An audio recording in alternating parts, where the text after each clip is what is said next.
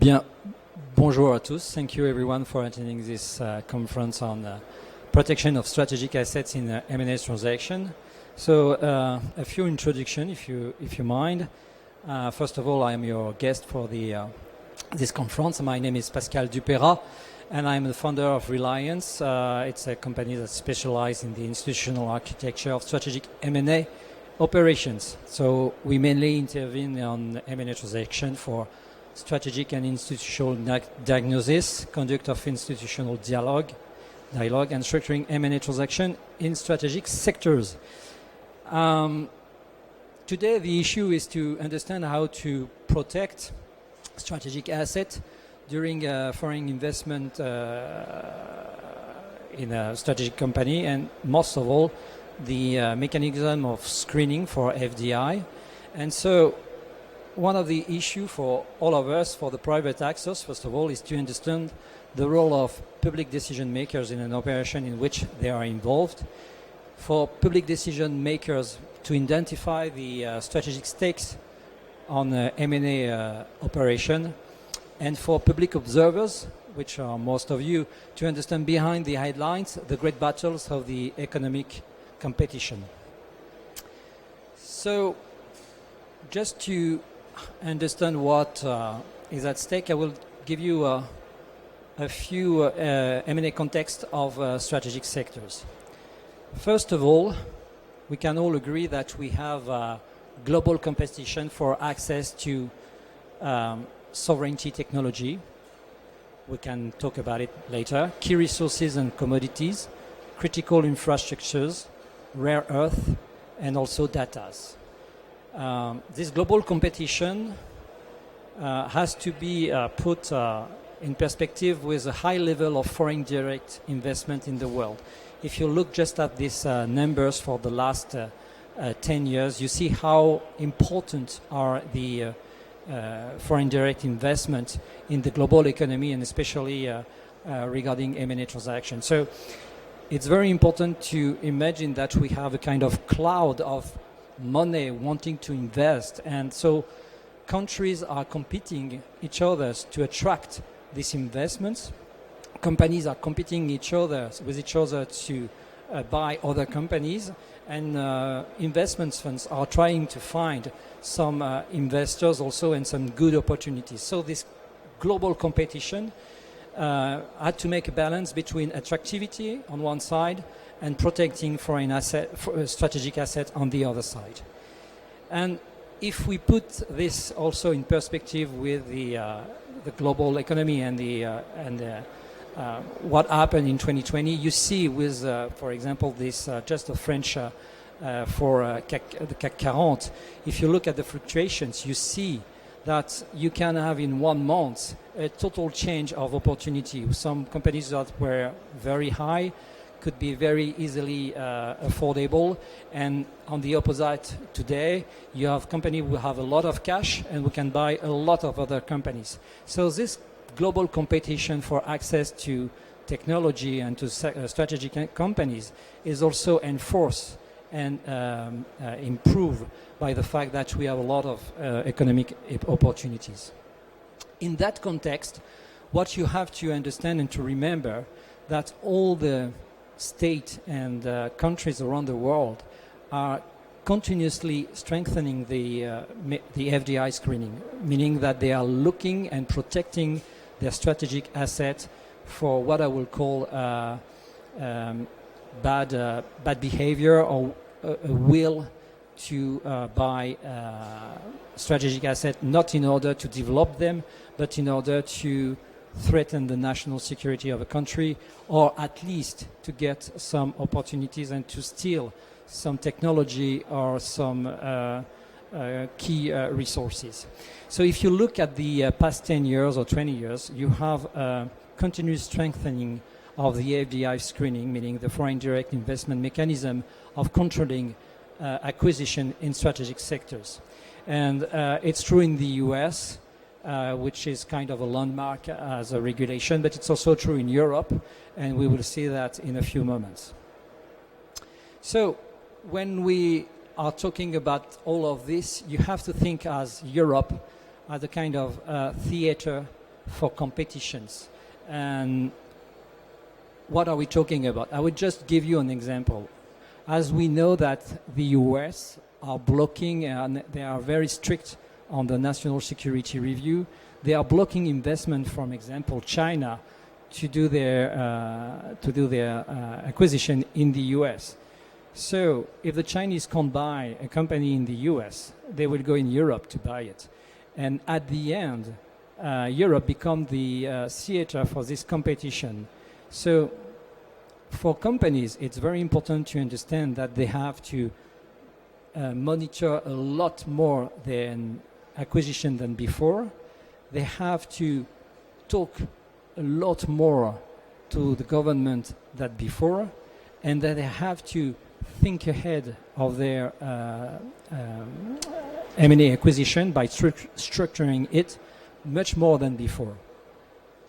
So, thinking of that, one of the key ideas you have to remember of this presentation for the for this first introduction is that states are around the table, and as soon as you talk about a strategic sector, you have to think that the government will be seated at the table. And when I talk about government, it's not only one. It could be the European Commission also, and we will see how.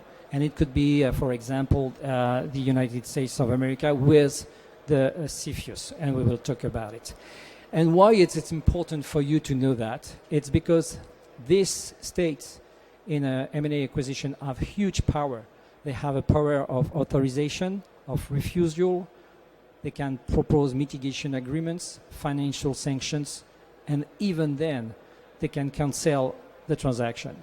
So each time you think about strategic sector, you have to think that you will have to deal with the government of each country that are involved in the transaction. So today, our main focus will be on strategic assets in M&A and FDI context. For that, we will have 3 panelists, and I really want to thank them for being there today for a lot of reasons and different reasons. Our first speaker will be Mr. Damien Lévy from the European Commission. So, Mr. Lévy, you have a high profile because you are head of the Unit of Technology and Security, FDI screening in the Directorate General for Trade in the European Commission.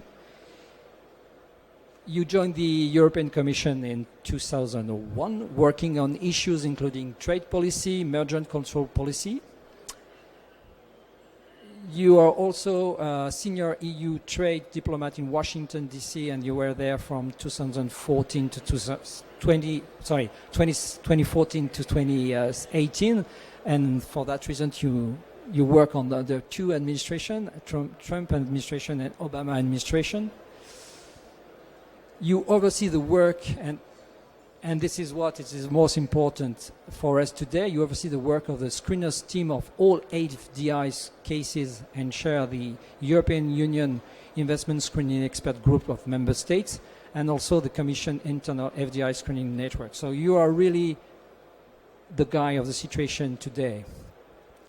You also oversee, and which is very important too, the other teams in charge of first EU's trade control, Eurosatory export control regime and export sanction on tech versus vis-à-vis Russia and Belarus, and also in high sectors and trade. So thank you for being here today.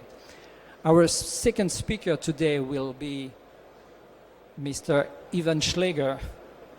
So thank you very much, Ivan, for coming from the US, especially for this event, and we're very thankful to you.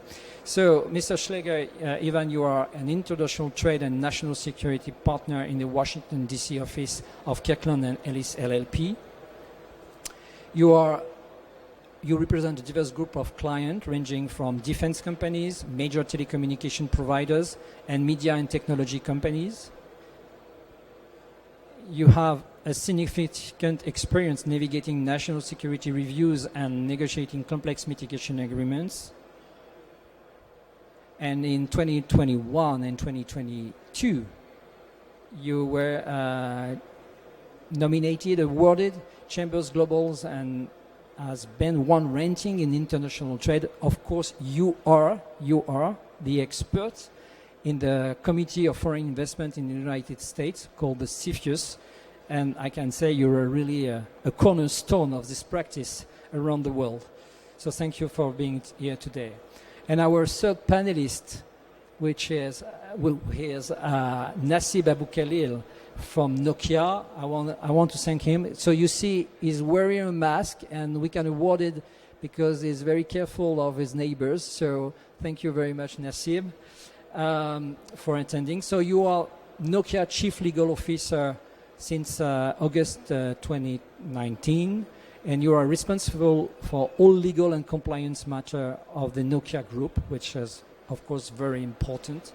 So following, and especially for today, so following the announcement of the acquisition of Alcatel-Lucent, which is a critical infrastructure by Nokia, Nassib led the compliance integration planning work, developing and implementing the initial combined companies compliance program. You are named as one of the 20 top corporate legal officers in the Financial Times in June 2021. So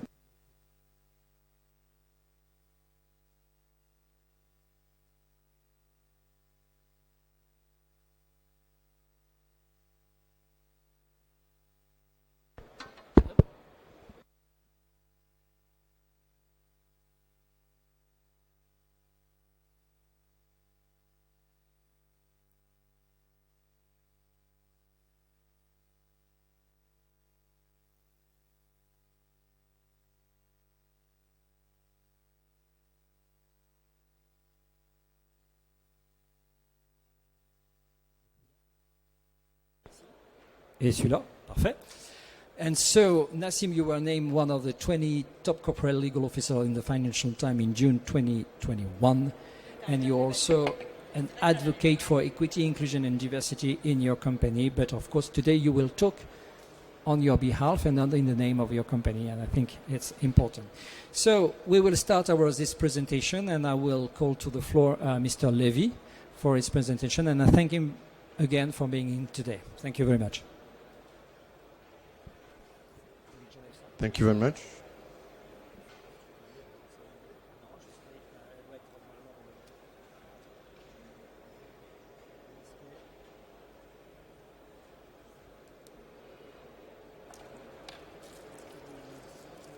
Et là maintenant il a un problème de truc. Just a second. J'espère qu'ils vont lire RELIANS. C'est Echo of Sex, c'est vous, c'est ça ou pas?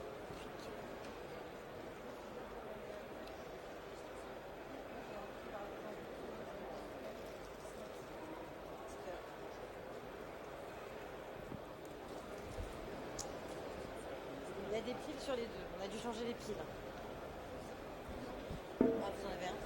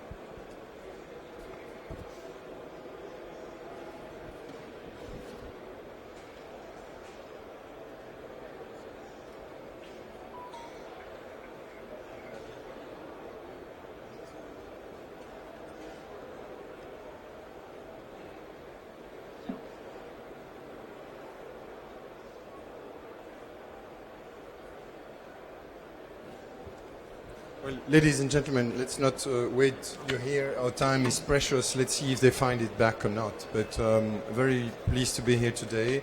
I thought I would. I hope we don't have too much of this echo thing. Say a few words on data, but that's hard to show without a PowerPoint. Just we look back over the last 6 years to see which are the four largest investors into the European Union. The number one is the United States by far, with deals actually of a larger value. The number two is the UK.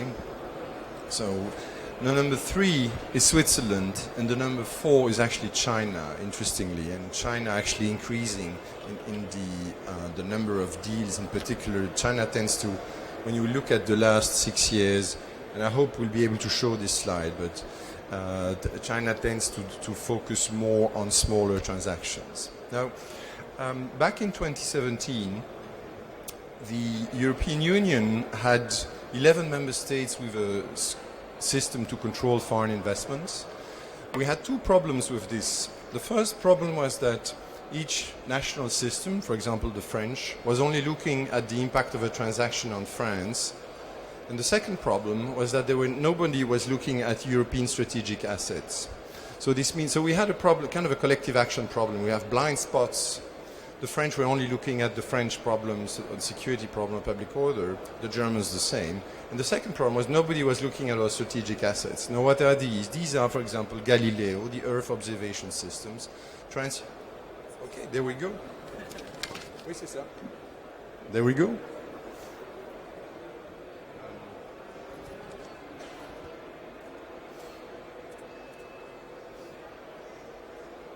Nothing like a good cartoon. This is the statistics. I hope you see this, but so the US over the last 6 years by far, and that we see also last year, is really by far the number one investor into the European Union. The UK now being out for a couple of years, Switzerland and China, and then you have the others. Russia is totally absent, actually. Russia is very, very, very, very low profile. Did you have it? So the problems, as I said, the two blind spots. Nobody was looking at EU assets, and second, they were not looking at the impact of cross-border. So we had a serious coordination problem. So what was the solution that we came up with at the time, 2017? Before I explain, I need to obviously focus on what is the test. What do we look at? It's not a competition test. It's not a competitiveness. It's not an economic test. It's a security and public order test. And one way to illustrate this, it's a simplified way, but really the hardcore of security is military. Military, I mean, I don't need to explain this here. A month ago when I presented this, people were looking at me like, okay, military, who cares? I guess, no, it's really hard center, of course. Physical, you have supply of critical infrastructure, inputs into critical infrastructure, inputs, of course, into military equipment, but also with, for example, the pandemic, we realized that to organize our societies, public health, there are many more products that are actually super important for our societies and for the functioning of our societies. The public order dimension in the EU system is mostly public health and pluralism of the media, which we are also there to safeguard. Now, how does the system work? The system is thought in a way to give a couple of freedoms to the member states. Freedom number one, to have or not to have a screening regime. So the member states are free under the EU system to have a regime. Today, and I'll come back to it later, you have 18 member states with a regime. Second freedom, the member states design and determine which sectors are important for them. Because your security, it's very, almost idiosyncratic exercise. It's the security of France will be different from the security of Portugal and Finland, for example. Obviously, geography dictates to a certain extent your security interests. Very important, I'll come back to this later when I'll explain briefly, but the front office of our cooperation mechanism is really the member state. So if you take over a company in a member state, it is to the authority of that member state that you will knock on the door. Lawyers like Ivan here in Europe will do that. And then the files will be communicated to the network, which my team manages. I'll come back to that. Now, interesting map. The map shows, first of all, 18. We have 18 member states with a screening regime today. As I said, we had 11 in 2017. And we have 7 member states preparing screening legislation because since 2017, we have encouraged, actually since 2020, since the pandemic, the Commission has taken the position that all the member states should have a screening regime. And this is a point we've repeated 3 times now. The last time was in April when we issued a guidance on Russian investments into the European Union. I invite you actually to have a look at that communication if you're interested. Russians have participations about 30,000, I repeat, 30,000 companies inside the European Union. So even though they are a modest investor, they are already quite present. And then beyond the 7 member states in yellow on the map, the 2 in orange which are not preparing a regime for the moment are Bulgaria and Cyprus.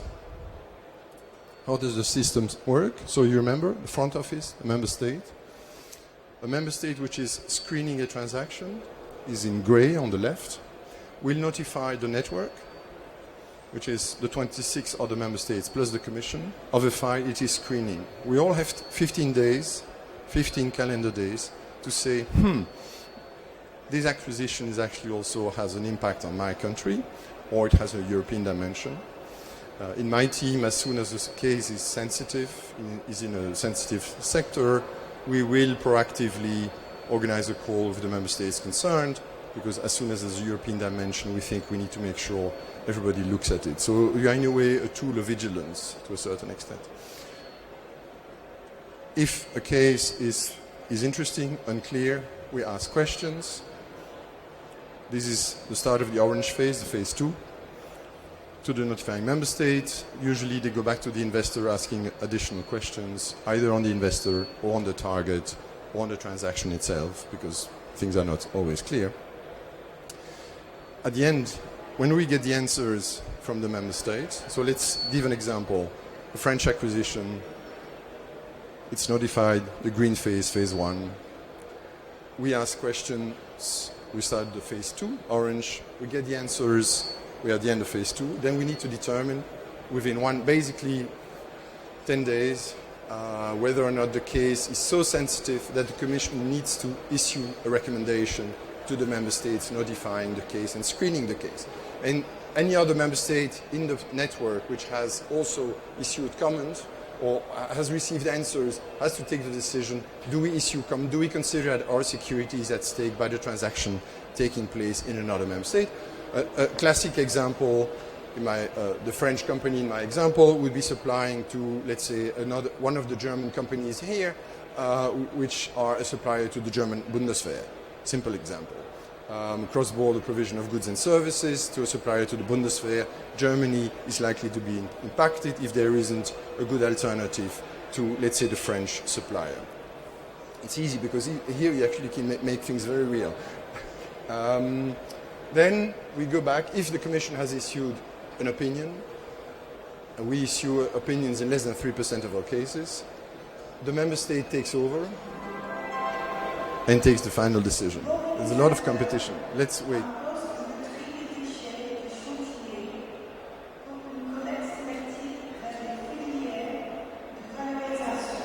I'll continue? Okay, I'll continue. No problem.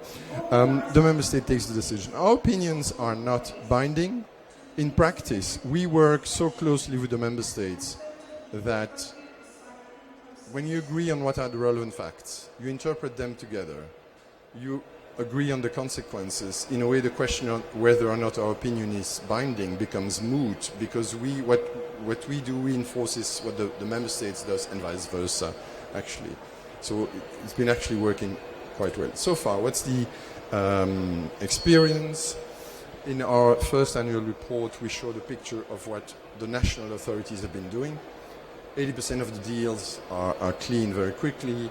80% of the deals, that's the right side of the chart, which are looked at by member states, are also cleared quite quickly. And then you have 12% authorized with conditions, 2% prohibited, and 7% which are aborted. If I look at the activity of the EU cooperation mechanism, for the 8 months between October 2020 and last July, We looked at, for that period, 265 cases, over a whole year, 400 cases. This means that our team receives more than a case per day. There are days where the network actually, and our team manages the entry point for the commission. There are days where we get 5 cases, 8 cases, so it can be pretty hectic, as you can imagine. 80% of the cases were closed in phase 1. You remember the green part on the chart? We opened phase 2 in 14% and 6% were still pending. And as I said, we've issued opinions in less than 3% of the cases.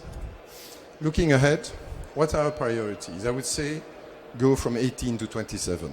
So all the member states should have a screening regime. A chain is as strong as the weakest link. We have 9 missing links. It's very simple. Second, we need to make sure the network works well, it's effective and efficient. There I think we have a challenge. We know that. And so we have a study ongoing by some serious experts, government experts, who will issue their reports this summer, and we'll take it from there. We have to issue a recommendation, an evaluation, by the end of next year. We also see, looking ahead, an increase of cases, because when you go from 18 to 27, plus all the member states, actually, whichever regime, like the French, the Germans, the Italians, have actually expanded the scope of their screening regime, while you get more cases into the system. So we need to reflect on how to make sure the network only receives the cases that are actually worth looking at. The hard question is, which is the case you don't want to look? I leave that question to you. Thank you very much. Well, thank you very much for your presentation, Damien. As maybe even you will prepare your setting, I can ask maybe for some help for the settings here. Thank you. I have a question for you, Mr. Levy. Is this FDI screening regulation an instrument targeting at Chinese and Russian investments?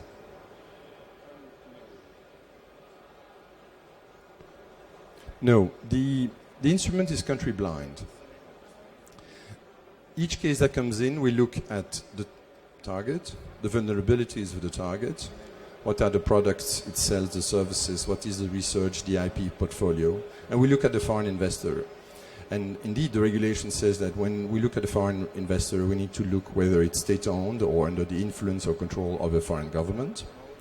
And so we do see foreign investors from all countries in the world with influence from their government. And so the instrument is absolutely not geared towards a particular country. Early April, we issued guidance to the member states on Russia and on Belarus because we thought it was important to draw the consequences of the war in Ukraine and what it means for assessing the threat profile, the risk profile of Russian investors and Belarusian investors. Okay.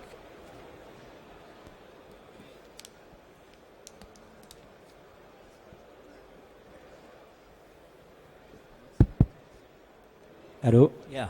And second tricky question. Do you think the FDI screening regulation is a hidden tool of industrial policy? No, the test and the instrument under international public law is actually based on the exceptions in our commitments, the European Union commitments, but also the member states' commitments in the GATT and the GATS based on security. And so the extent to which you can actually restrict foreign investments must be based on security or public order. And you cannot use this as a tool of industrial policy. And this is a debate we have, of course, very regularly internally, and I'm sure within member states as well, is do you defend a company, do you prevent a foreign acquisition because then this asset will be taken over by one of your industrial rivals, or do you see a security threat? And we constantly have to bring the debate back to what's the security threat, what's the worst case and the reasonable worst case scenario. Looks like Ivan is ready. Or not yet? Or we can continue.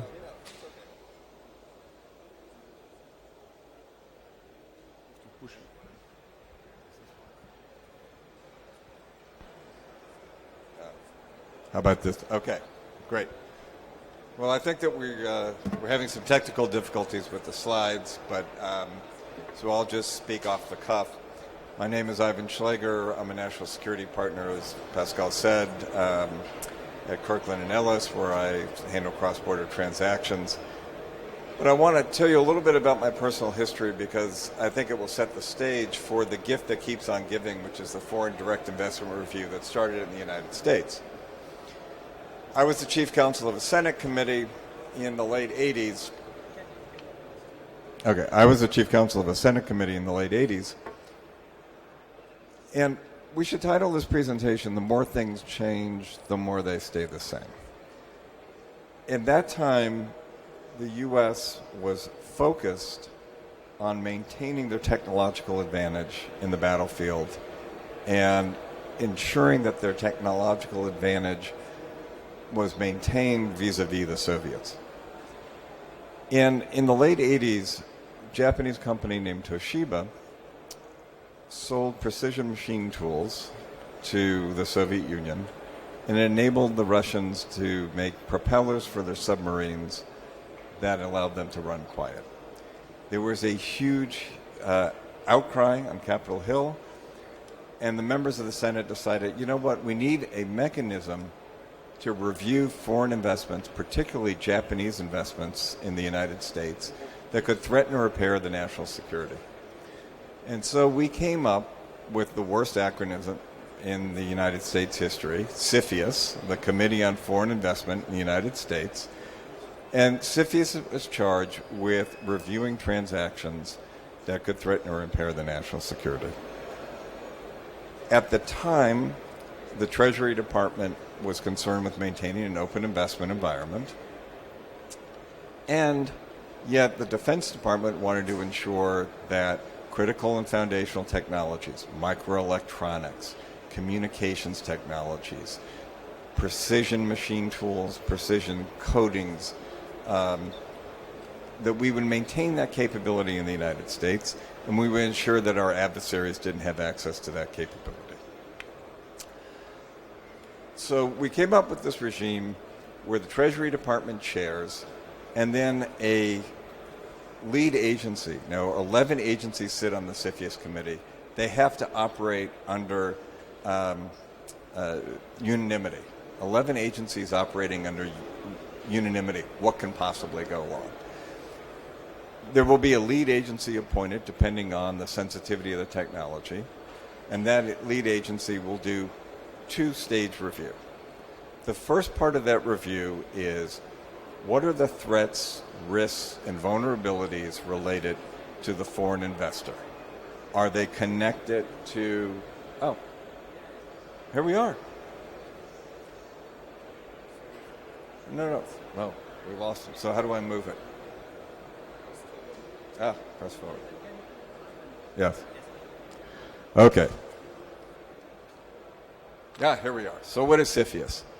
As I said, interagency committee tasked to identify and mitigate national security risks. There are 13 executive agencies now. As I said, operating under consensus, what can go wrong? And I love this quote from the New York Times, the ultimate regulatory bazooka. A little bit more about the history.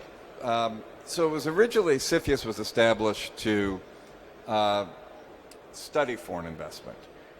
1975, height of the energy and oil crisis, there was a concern that the petrodollars were being recirculated into the U.S., and particularly Kuwaitis, Saudis were buying some critical assets in the U.S. We had no mechanism to review that to review that type of investment. 1988, before I had gray hair, we passed the Exxon-Florio Act, amending the Defense Production. And really, again, this fear that Japanese investment in technology created supply chain risk. We were dependent on the Japanese for microelectronics and flat panel displays. And there was a concern, particularly in Desert Storm 1, if the Japanese didn't support us in that activity, we wouldn't get the necessary equipment that we needed to perform Desert Storm 1. 2007, Congress does FINSA, which reforms the CFIUS process, increases congressional oversight. This was really a response to Dubai Ports World. And there was if you start with CFIUS in 1988, it's technology, industrial base, supply chain risk. 2007, war on terror, potential for Middle Eastern sovereign wealth funds to invest in critical assets in the U.S., and could they use those critical assets as a mechanism to engage in acts of terror? Dubai Ports, in reality, was an opportunity to politicize a transaction that made the Bush administration look vulnerable. 2018, the next step is really a response, what we call FIRMA, a response to Chinese investment in the U.S. Both investment, 100% acquisitions, but more importantly, what we were concerned with here was the Chinese were making minority investments in emerging technologies in Silicon Valley, and it was providing them with an opportunity to move up the value chain, and particularly in things like AI, but also in microelectronics, in semiconductors. And so we enhanced and tightened the scope of what would be subject to CFIUS review. And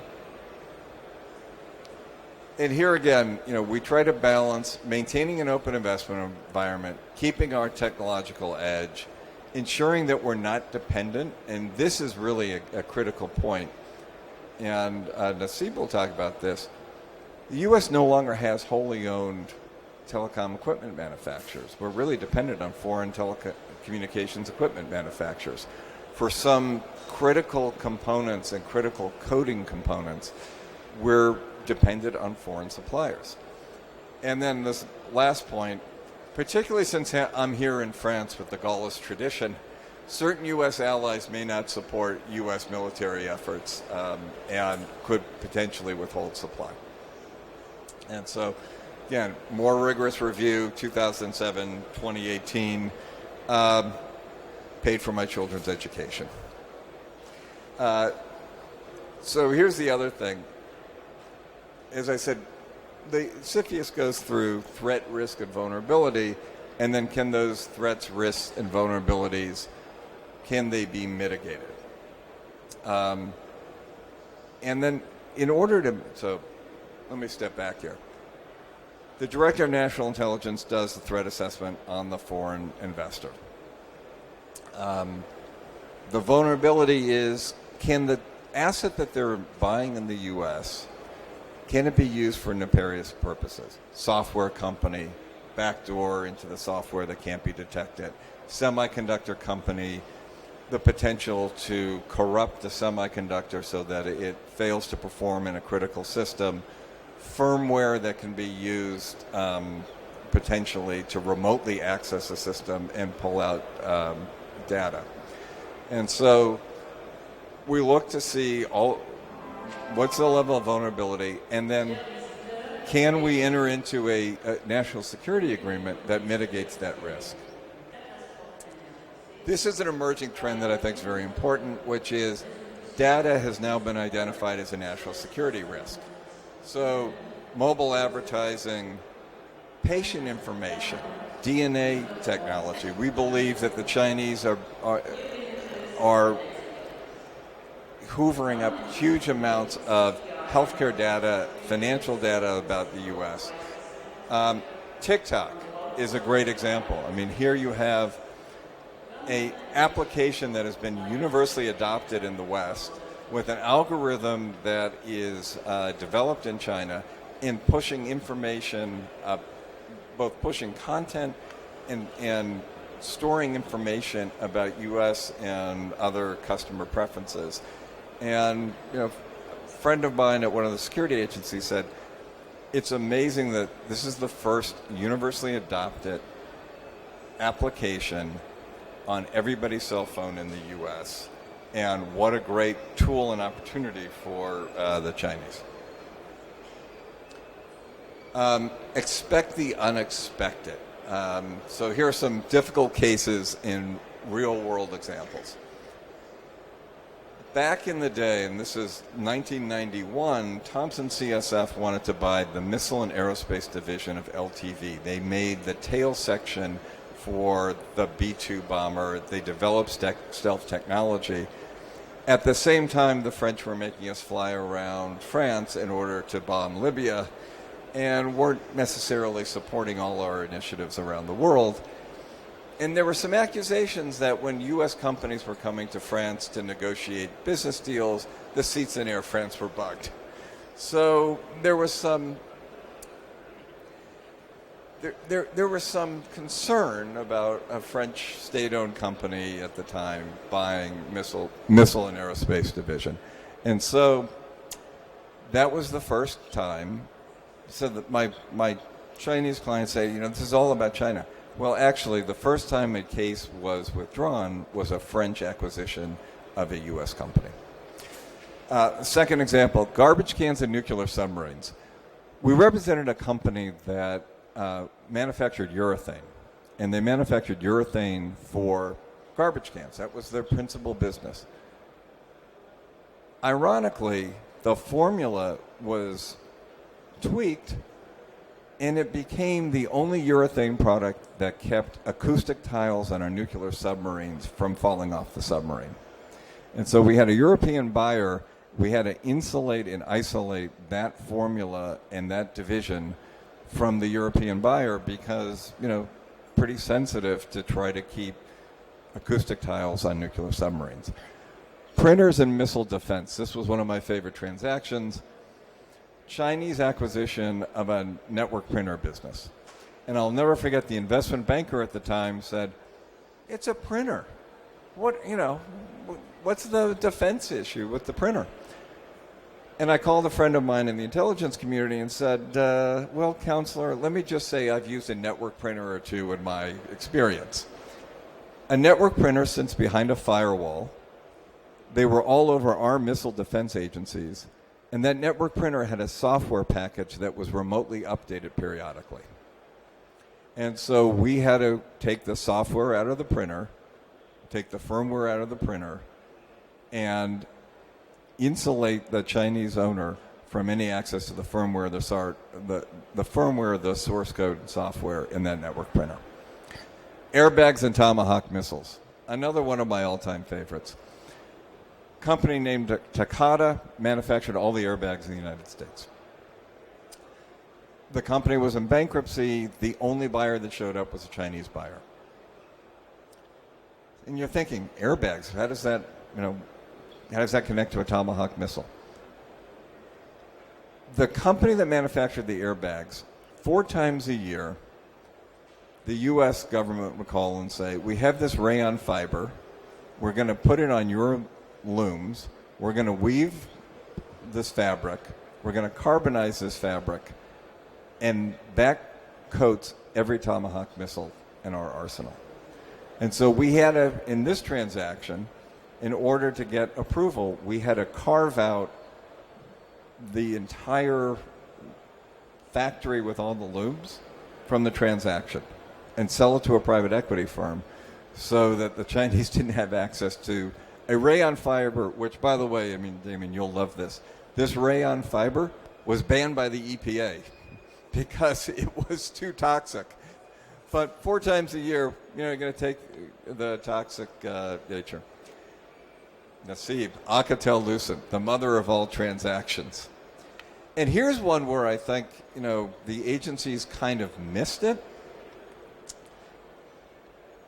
We focused, and you'll remember this, we focused on the switching network for the landline telecommunications and insulating the French from having, the French part of the company from having access to the source code that went into our telecom switching network. We kind of missed the whole wireless piece, which might be the future. But it was also important because of the importance of Bell Labs to the U.S. and to innovation. And I think we came up with some creative mechanisms, particularly around the types of technology that are developed in Bell Labs and whether or not the U.S. government could have access to some of those technological breakthroughs. Driver's license, passports, and spies. We did a transaction with a company that manufactured all the driver's licenses in the U.S., all the passports in the U.S., and they also did facial recognition technology, iris scanning, and fingerprints. And they may have had a contract with an interesting agency, but you could imagine, say, if you've seen the Bureau de Légions, right? If you're traveling overseas undercover, you may have multiple passports and licenses, but you have one set of fingerprints. So we had to take measures to insulate the foreign buyers' access to that technology. Sprint. We have to move ahead. You have a lot of examples, but I have a last question for you. According to you, what is the level of coordination between the European and the US on this issue? So that's an interesting, let's call it the gift that keeps on giving. I think that over the years, particularly I think 2017, 2018, I think we began to see as the Chinese began to target particular investments in things like microelectronics and telecommunications, more coordination between the U.S. agencies and the European agencies to address what we think is a threat coming from these acquisitions, these targeted acquisitions. And so I know that our CFIUS agencies are routinely coming to Europe now to try to share information, and we have multiple transactions in which there's a CFIUS review, a French national security review. The UK has just adopted a new system. The Germans have adopted a new system, and I think that there's now more sharing about information related to certain acquirers. Well, thank you very much. Now we'll leave the floor to Nasib. So, Nasib, you will talk from the industrial point of view, but of course it will be your specific view. What are your thoughts on all these M&A issues regarding strategic assets? Thank you very much, Pascal, and I'm sorry for the mask and the fatigue today, but I hope you understand.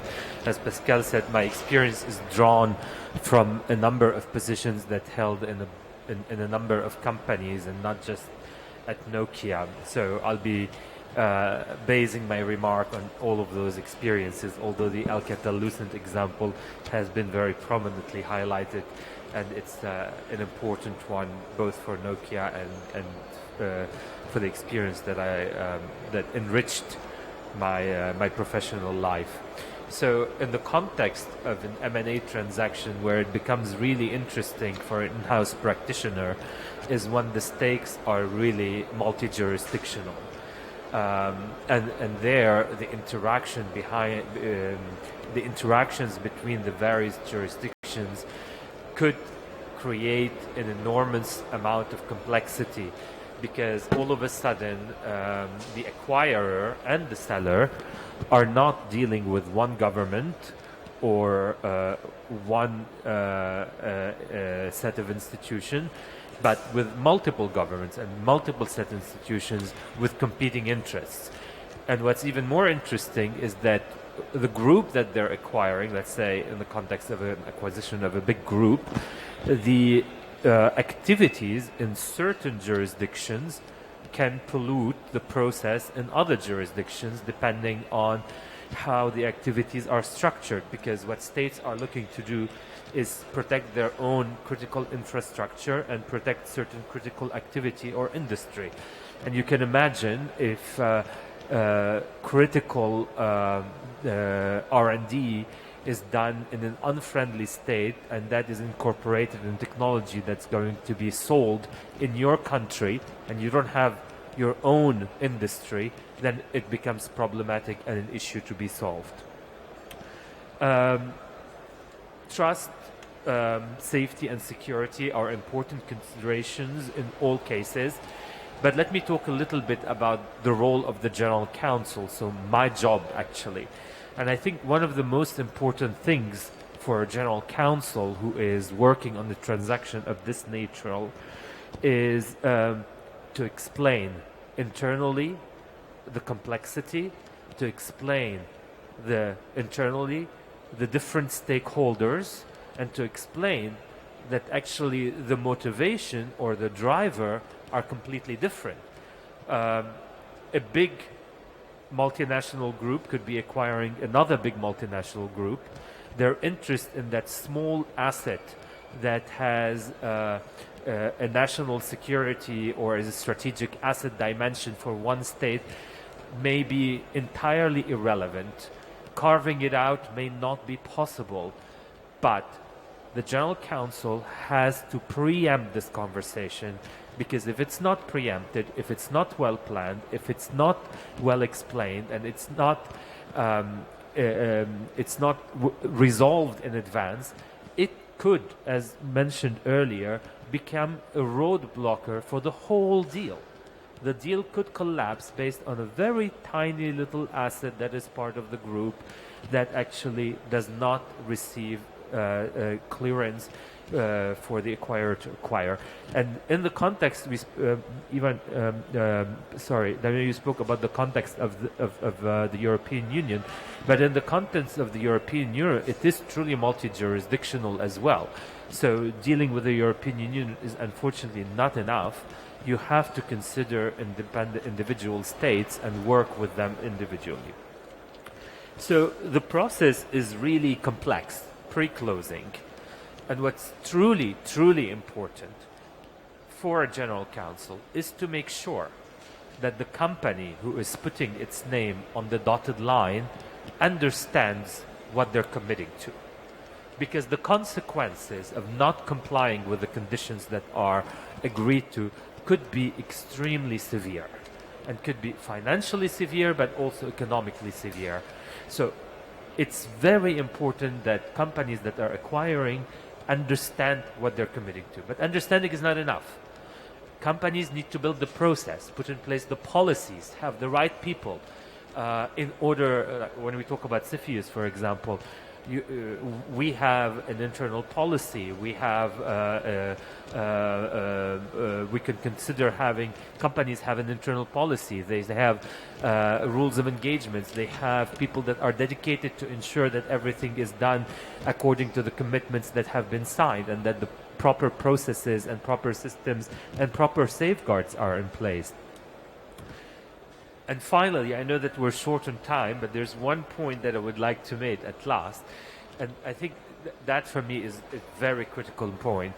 And that is to focus from the outset and throughout the life cycle of this cohabitation on building constructive, transparent, open relationship with the government stakeholders, and to always be in discussion and in dialogue. It's not like we sign today and all of a sudden everything is okay. Things change. Economic reality changes. People change. So maintaining that, and most importantly, geopolitics change. So what we signed a few years ago may have a completely different dimension in the current geopolitical environment. And that dialogue becomes critical to ensuring that all of this is managed constructively. And I'll stop here, right at 12. Well, thank you very much, Nasir, because in a few words, you mentioned all the complexity and the geopolitical issue of such an M&A issue transaction. I have a last question as a conclusion for our speakers.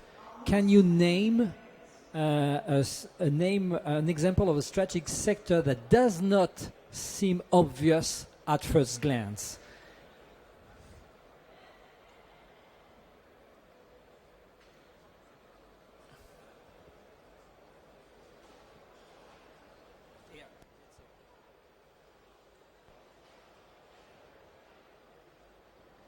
Maybe as Ivan is struggling with his mic, I would say that from his list, Grindr was quite a revelation to me today.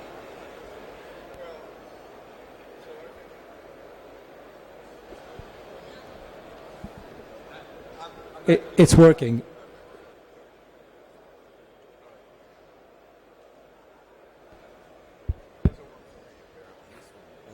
Let's try. Here we go. So, Grindr and TikTok are the two great examples, right? Because now Grindr, if you're a defense official in the United States who's not out, and maybe married. The information you can get from a Grindr account can be used to potentially blackmail somebody in a sensitive position. TikTok, 14-year-old girls doing videos, and crazy stuff. But what we're seeing with TikTok is that sophistication in the algorithm is actually determining and driving content, and you're getting tons of information about consumer activity and preferences. And they have an algorithm that Free Hong Kong, for example, is taken off the platform. And from a both national security perspective, but a freedom and democracy perspective, it's a sensitive asset. I would agree. You both have the technology. It could be used by the armed forces, but also the public order dimension. And if there's more and more content that is either pushed or removed in parts of your population or public opinion where you could have an impact, and you don't need to have an impact on majorities of population, you can have critical groups, this is something you need to look at. Absolutely. Certainly.